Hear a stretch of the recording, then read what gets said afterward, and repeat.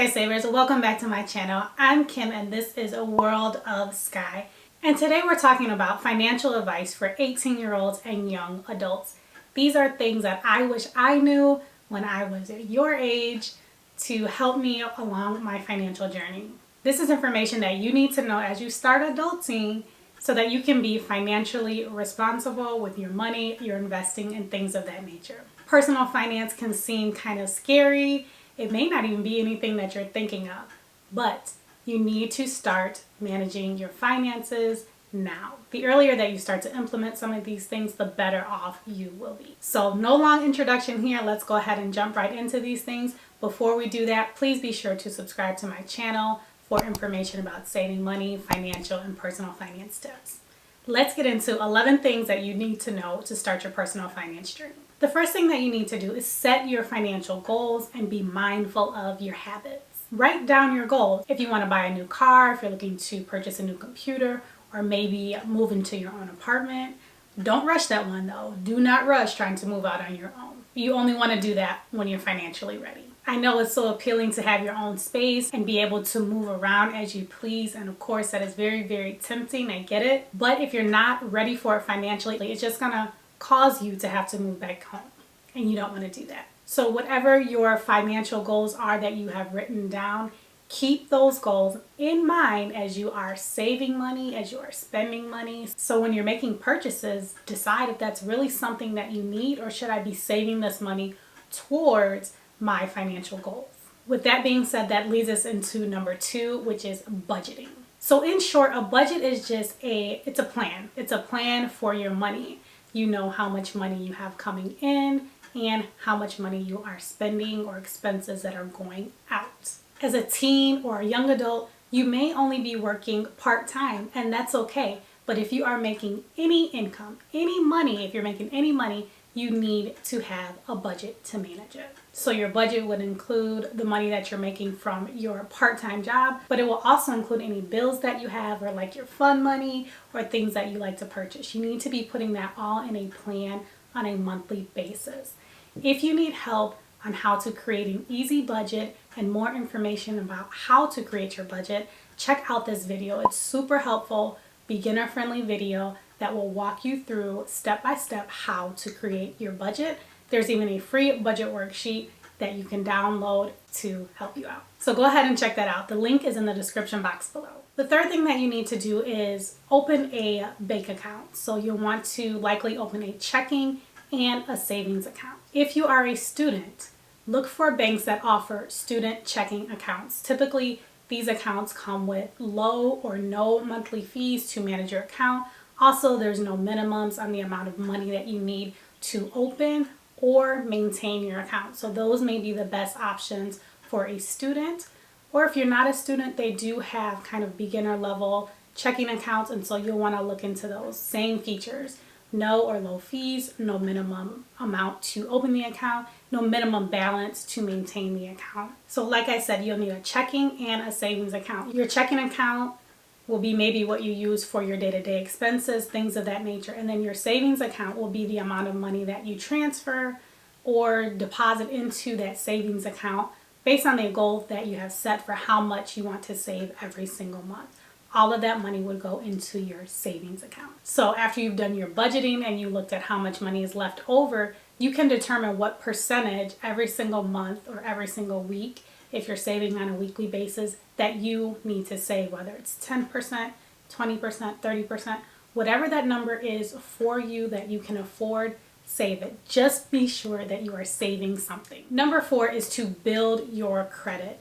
Credit is king in this world. It's great to have cash, but you can do a lot with credit. And so you want to have a good credit score to assist you as you transition into adulthood. And through adulthood, you're definitely going to need strong, solid credit. So you probably mostly have heard like some negative connotations tied to credit and that it's daunting and it's hard. It doesn't have to be a daunting or difficult task.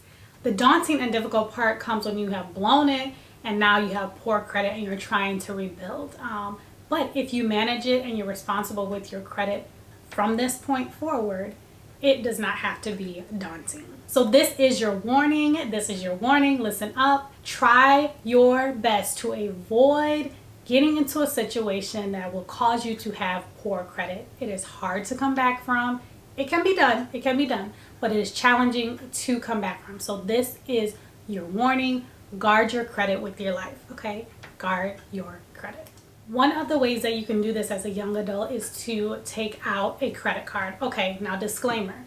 You need to use your credit cards responsibly. That's going to be the first step in making sure that you do not end up with poor credit, okay? Be responsible with your credit cards. If you take nothing else away from this video, be responsible with your credit cards.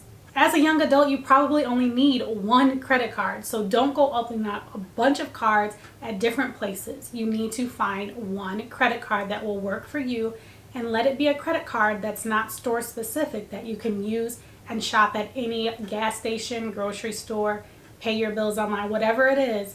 Make sure that it's something that's universal, that you can use in multiple different places. As you're researching which credit card may be best for you, make sure that the credit card has some benefits and features that align with you and your lifestyle. So what I mean by that, make sure that you have a credit card that offers some type of cash back program. So based on the amount of money that you spend and charge on your credit card, they will give you a certain percentage back in cash. That's a huge feature. Also see if they have any kind of quarterly bonuses or annually bonuses for your spending amounts. Does the card have travel rewards? If that's something that is important to you or you travel a lot, that may be a feature that you want. Just make sure whatever card you decide to go with has some features and some benefits that you get something back for using their credit card. You'll also want to search for cards that have no annual fee. There are plenty of cards out there for young adults that meet this criteria, so make sure that you're not getting a card that's going to require you to pay some type of fee annually to use it. Okay, so no annual fees.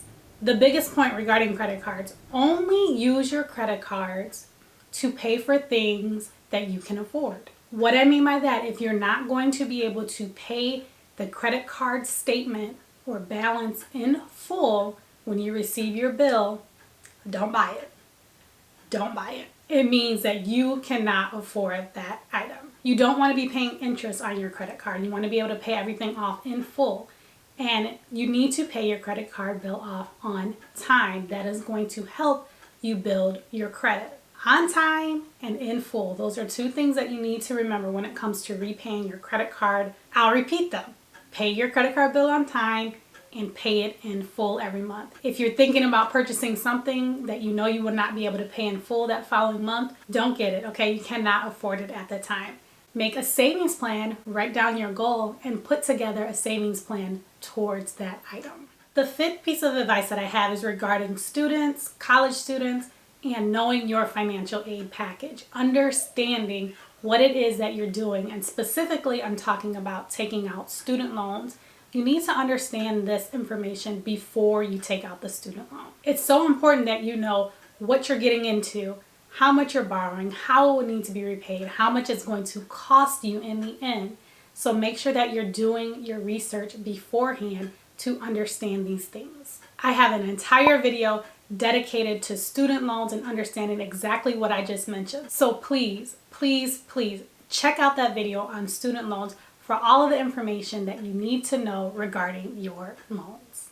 The sixth piece of advice is to start investing. Even if you only have $20 or if you have $100 to invest, whatever you have, start investing and start now. You're young, and so you have time on your side, and time is the biggest asset in investing. And so you, my friend, are ahead of things. You have time on your side, so start investing now. So if you invest that $20 or $100, it has years and years and years to grow and grow and grow. And so that means more money for you long term. There are many resources available on the internet, on YouTube, that will help you with your investing. So do some research and start investing now. The seventh piece of advice that I have for you is to shop around for your insurance rates. So for example, let's say that your parents gave you a car they put the car in your name, and you just decided to keep the car insurance company that they had previously on the car. Well, that may not be the best option for you in your new situation. So what you should do now is shop around different insurance companies for different quotes and find out which company can give you the best offer for your new situation. And this tip for shopping around for insurance does not just apply to car insurance, but it applies to any kind of insurance that you have. So if you have an apartment and you have renter's insurance, you'll want to revisit your policy and get new quotes every year. At the minimum every year. You can look into doing this every 6 months and make sure that you are getting the best value. The 8th piece of advice that I have is to look for ways to save money in everything that you do and be a financially savvy and smart shopper. I think that you should try to never pay full price for anything. So if there's a student discount available in any situation, make sure you are using that. Use online discount codes when you're shopping for clothes, shoes, groceries, whatever it is. Look online first and see if you can find a code to bring your costs down. And when purchasing things in general, don't go for the trends. Go for things that will be long lasting. This goes for your wardrobe. This goes for your technology. This goes for almost anything that you will buy. Try to buy things that will last you a while. Trends come and go, right? And they come and go quickly. So that can mean that you end up wasting a lot of your money, and you don't want to do that. I have an entire playlist of ways that you can save money shopping. So check that out if you're looking for different ways to save money. The 9th tip that I have is to eat at home. You have food at home. I know you've probably heard your parents tell you that before. We have food at home. We're not eating out. Well, it's true. And now that you're an adult and you're paying for all these things yourself, you probably have noticed that eating out can be very expensive. You can actually end up blowing thousands and thousands of dollars eating out or grabbing coffee all the time, so you want to be mindful of these habits. What I suggest for you is that you set a monthly budget for your food and coffee that you're eating out. Once you hit your budget, you're done. You're done for that week or you're done for that month, however you've set up your budget, you're done. And after you've spent that money, you need to eat at home. Doing this is not only going to be effective in the amount of money that you can save, but it'll actually help you be mindful of how much you're actually spending. The 10th piece of advice that I have is to be mindful of the things that you're buying and don't be excessive. You don't need everything, right? So you don't want to be excessive with shoes and clothes and tech products and makeup. You don't want to go overboard purchasing these things. Okay, we're not trying to keep up with the Joneses. And if you don't know what that means, but you may not know what that means because you're young, all it simply means is that we're not trying to buy things that we cannot afford to please people or keep up with what we're seeing on social media. Okay, that's what keeping up with the Joneses is. It's not hot, and it's not a good strategy to use in your personal finance journey.